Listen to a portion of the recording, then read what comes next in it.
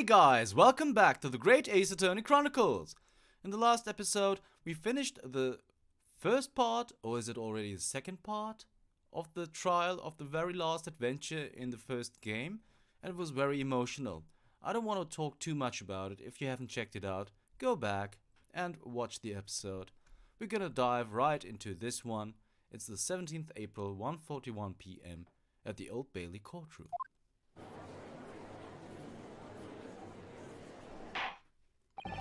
I hereby call this court to order as we resume the trial of Miss Gina Lestrade. Lord Van Zieks, have you successfully subpoenaed the witness? The subpoena was delivered to the communication station, where the man works immediately, my lord. However, the heavy rain has delayed the arrival of his carriage, it would seem. I see. Then let us turn our attention to Inspector Gregson's presses of the case heard by the court this morning. The glaring omission of the third bullet in your report is a serious blunder, Inspector. Yes, I can only apologize, my lord. And although the defense's chemical analysis of the blood at the scene makes for a compelling argument, I cannot permit such untried methods to be used as evidence in my courtroom. It's a big mistake to cross Hurley and me. A very big mistake. My lord, the subpoena witness has just arrived at the building. Thank you, officer. Show him to the stand without delay. Mr. Benedict, I didn't expect to be crossing paths with him again so soon, and certainly not like this.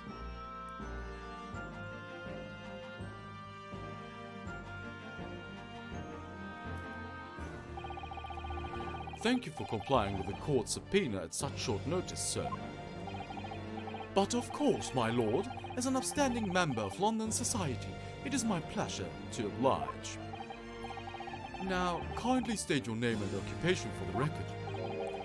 Ashley Graydon, Communications Officer.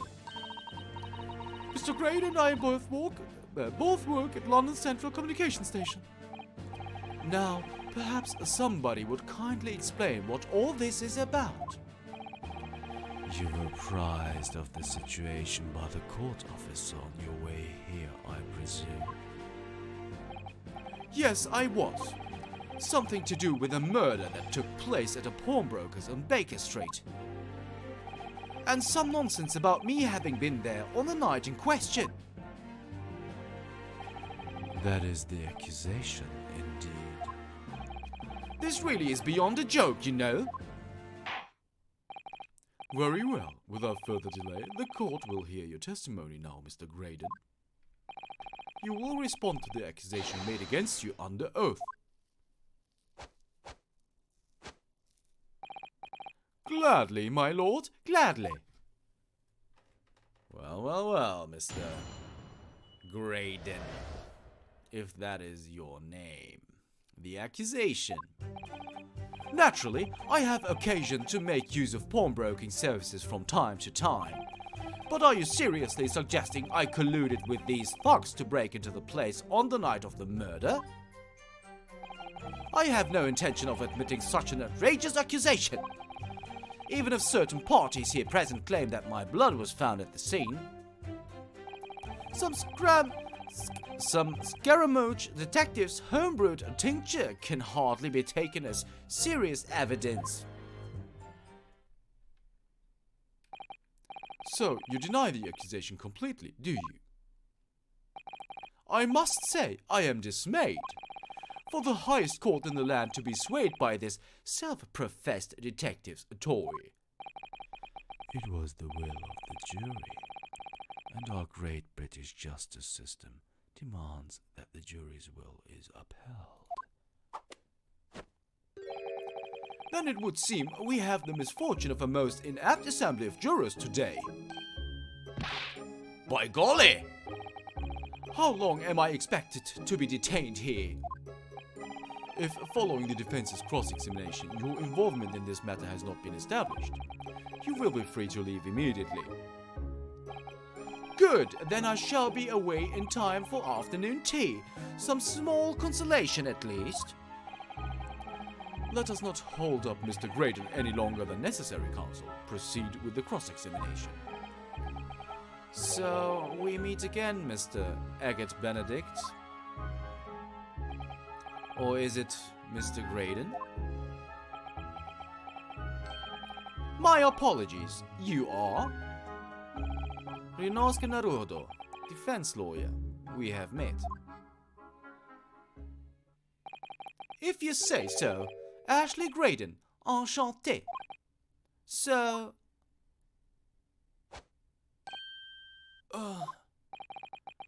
I trust we can conclude this quickly.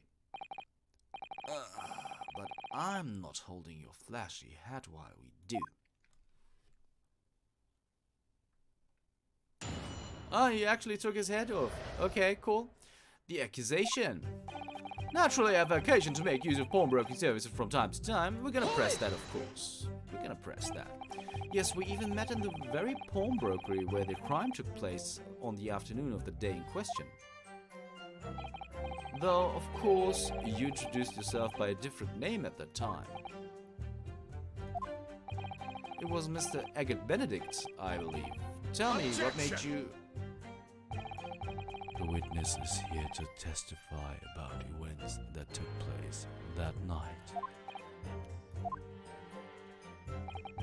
He is under no obligation to answer such unrelated questions. You can't be serious. Thank you, because I certainly do not feel inclined to answer such an inappropriate question. So he's going to be evasive, is he? In an effort not to give anything away. This could be tricky.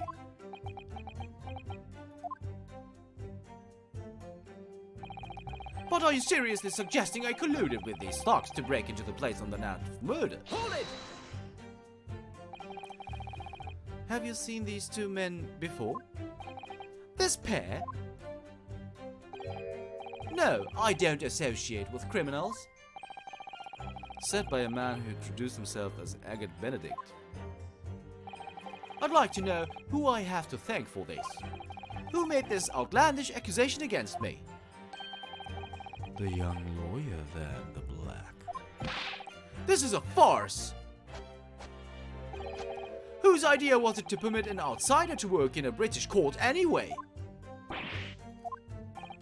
Well, needless to say, I have no intention of admitting to such an outrageous accusation. Hold it!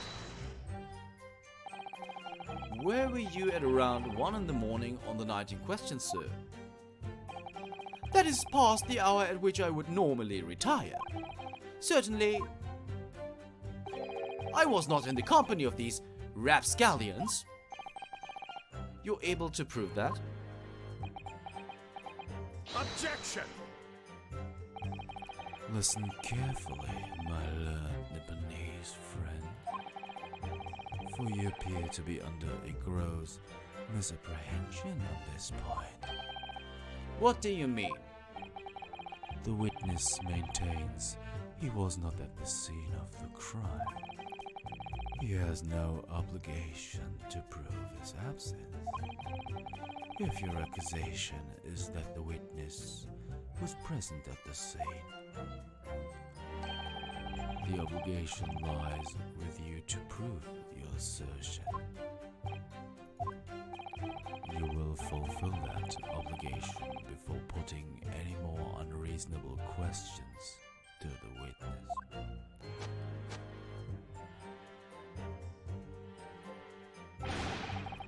A silent victory, Wiggle. Thanks. Even if certain parties here present claim that my blood was found on the scene... Hold it! Blood was found at the scene of the crime. There's no question of that. Mr. Sholmes' chemical analysis has positively identified the substance as such. But I am not the only human to have blood running through my veins, am I? How can you be sure that the blood is mine? It could equally be the blood of one of these two miscreants. Every individual's blood has slightly different composition, it seems. Mr. Sholmes' chemical is able to differentiate between different... Spare me the science lesson! Who is this Sholmes character anyway? Oh, I assumed all Londoners would know the name. He's a great, well, a renowned detective. Sorry. So, even if you're unable to bring yourself to say, great detective. A great detective, you say? No, we're in the realm of fairy tales, are we? Well, we're gonna pursue that, of course. Do you have something to say about that, Mr. Skulkin? What? Me? No, the Mr. Skulkin next to you. Right, I've heard it up here with this. How many times have I got to tell you? Yes, I know you're not Big Bruv Sulky. Mr. Nash Skulkin. God blame me, Governor. You what? Is it not the case that when Mr. Graydon just spoke, a thought went through your mind? Would you care to share that thought with the court? Me thoughts? I don't have none of them. I must have been him. You what? Mr. Nash Skulkin, answer the question, please. What went through your mind when Mr. Graydon just spoke? Nothing. Honestly, nothing. I was just thinking, if it waves his arm around like that much more, it'll open up the wound again, that's all. What wound? Where it took the bullet, of course. It was only 2 days ago. It ain't gonna be healed up yet. So it was, well, you know, I was worrying for him, and... Oh, hell's bells. Mr. Graydon, did you hear that? What? Your comrade is worried about you, it seems. On account of your injured arm. My lord? Yes, Mr. Graydon. I have no idea what these two wretches are talking about. Certainly, I shouldn't be expected to answer anything in relation to their mindless insinuations. We know that someone other than the victim was hit by a bullet at the scene of the crime 2 nights ago. And from the height of the bullet hole in the wall, that person was likely hit in the upper arm or thereabouts. Perhaps you'd allow a court official to examine your arm, sir. The left arm that you're currently clasping with your right hand, as if in pain. No, I refuse. You have shown no evidence whatsoever that links me to these common thieves.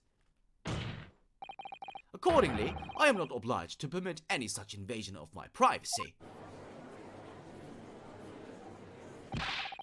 As I've already said, I'm completely uninvolved in all this. I've never had anything to do with the pawnbrokery where this fellow was killed whatsoever. I take offense at the insinuation that I was in any way involved. You claim to have had nothing whatsoever to do with Mr. Windybank's pawnbrokery? My lord, the defense would like that last statement to be added to Mr. Graydon's formal testimony. Very well, counsel. Continue with your testimony, Mr. Graydon.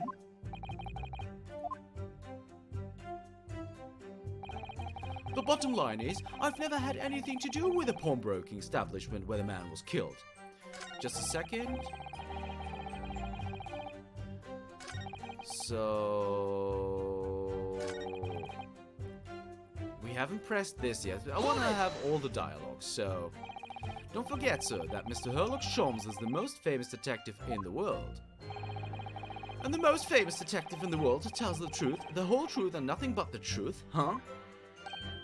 Oh no, I can't think how to answer that.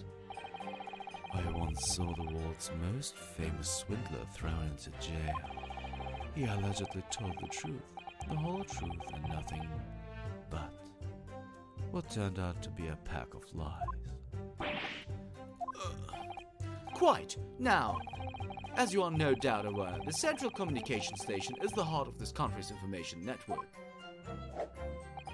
My work there is of paramount importance, and you have kept me from it for long enough already. The bottom line is, I never had to do anything with the pawnbroker establishment where the man was killed, so we're gonna press first. Never had anything to do with it. You forget that I was there, Mr. Graydon, on the very afternoon of the incident. Obviously, I am not a complete stranger to the pawnbrokers. I'm currently on the lookout for an armchair to furnish my study. Objection! No, you were there to redeem an article. I have no idea what you're talking about. Uh-huh. Excuse me! Do you have something to add, Inspector? Come again, Sunshine? You were there too, in fact, weren't you, Inspector? That afternoon. Well, yes, I do remember meeting yourself and the pawnbrokers that afternoon. Your young Japanese assistant and the accused were all present, as I recall. And at that time, this witness, Mr. Graydon, was trying to acquire a particular article. Well now... I'm afraid I don't remember too clearly. What? But you must! I'm not going to lie and pretend I remember something that I don't. What's going on here? Grexy showed us a picture before, didn't he? You know, from the cameras that Hurley installed in the windy bags. Yes, of course. Indeed, and the gentleman pictured bears a striking resemblance to the witness, I must say. Exactly, which proves that Mr. Graydon was in the shop on the afternoon in question. At no point have I denied that fact. I merely entered the shop to peruse the articles on sale and have a word with the broker. Nothing more. This makes no sense. I understand why Mr. Graydon might be trying to cover his tracks. But why would Gregson be trying to avoid giving testimony about what happened? That's all he's going to say on the matter, is it? What do you think, Bruno? I think he has no intention of telling us anything. He's well aware that the less he says, the less chance he has of giving himself away. The complete opposite of Hurley, then. He seems to think that the more he says, the better. Well, at least I managed to prise a little more information from these witnesses' lips. Well, thanks to the skulking brothers. Yes, they were the key to it after all. So he says he had nothing to do with windy bags. Well, we know that's not true. Perhaps now would be a good time to have a proper look through the court record. Good idea, you never know what tiny scrap of information could become a valuable weapon.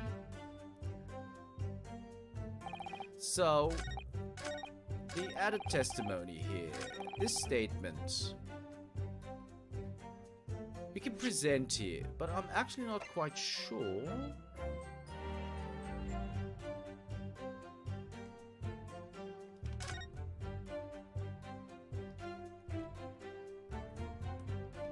If it's this one,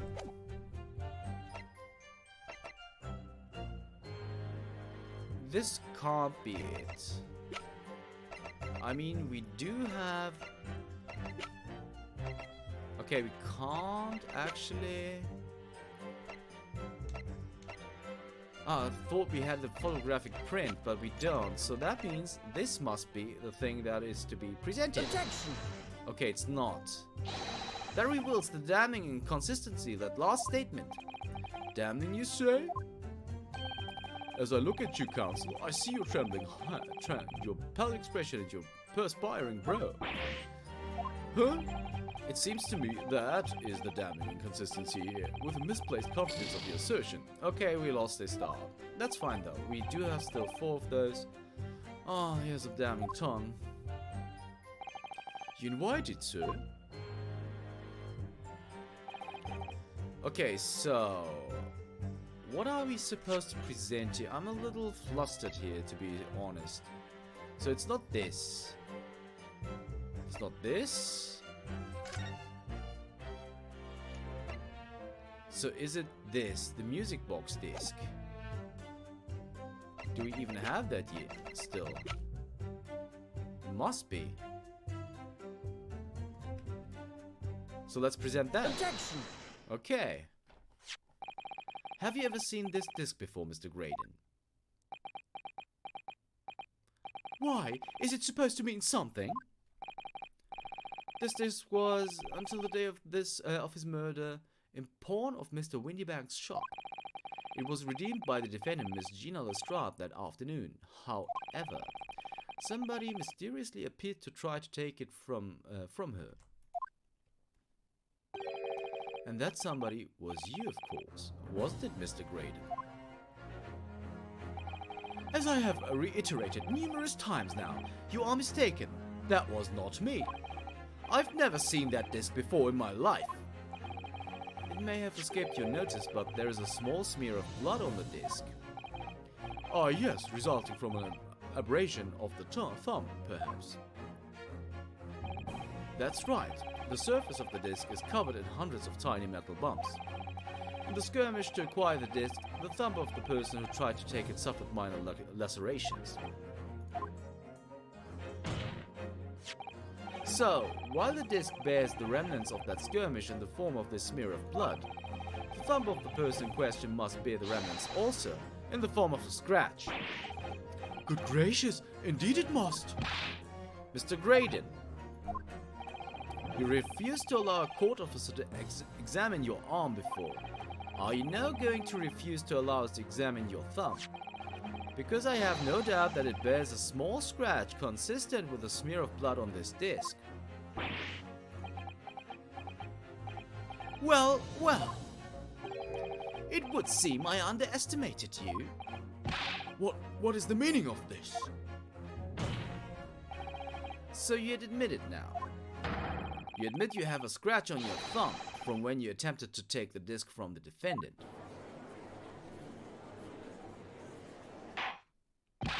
Order, order!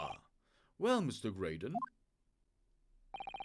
it would appear there has been something of a misunderstanding here. I did not attempt to take the disc, as you put it. No, quite the reverse. What are you trying to say? It's really quite simple, you see. The disc was mine from the outset. Is there some crime in taking an item that you own out of pawn? What? It would seem, Mr. Graydon, that in this piece of evidence my learned friend has established a link between yourself and the incident. Accordingly, you will tell the court everything you know about this disc now. As you wish. Though I'm quite sure it has nothing whatsoever to do with the pawnbroker's murder. We'll see about that. Alright, the next testimony. The disc. There's a note on the disc saying for McGilden, but the item belongs to me. The redemption ticket was stolen from me by the accused, that filthy gutterling, on the day in question. I proceeded at once to the shop in order to explain my situation and redeem my article. In the end, of course, the disc was taken by the police. In other words, I had absolutely no reason to break into the shop later the same night. Did I hear you correctly, sir? McGilden, you say? The famous London philanthropist? Who perished in this very courtroom 2 months ago after being acquitted of a distinctly messy murder? Yes, my lord, the one and the same. Good lord, Mr. Graydon, are you saying that Mr. McGilden and yourself were acquainted? Yes, that's correct.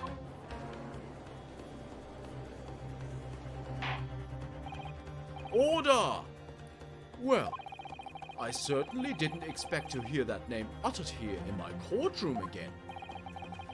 According to what Gina told us, this disc was placed in pawn of that fateful night 2 months ago. McGilded himself gave instructions to deposit it at Winniebank's. It's funny that Mr. Graydon here is claiming the disc belongs to him then, isn't it? In all likelihood, he's lying. So he appeared that afternoon at Winniebank's in order to get his hands on McGilded's disc for some reason.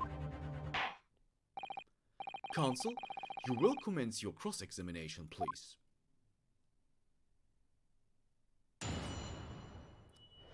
Yes, the cross-examination. But guys, we are closing in on the half-hour mark very dangerously. We are in peril of having an episode that is way too long. So therefore, I am going to cut this episode short, but I promise I will upload the cross-examination about the disc with Mr. Graydon in the very near future. So tune in for the next episode of the Great Ace Attorney Chronicles. See you then.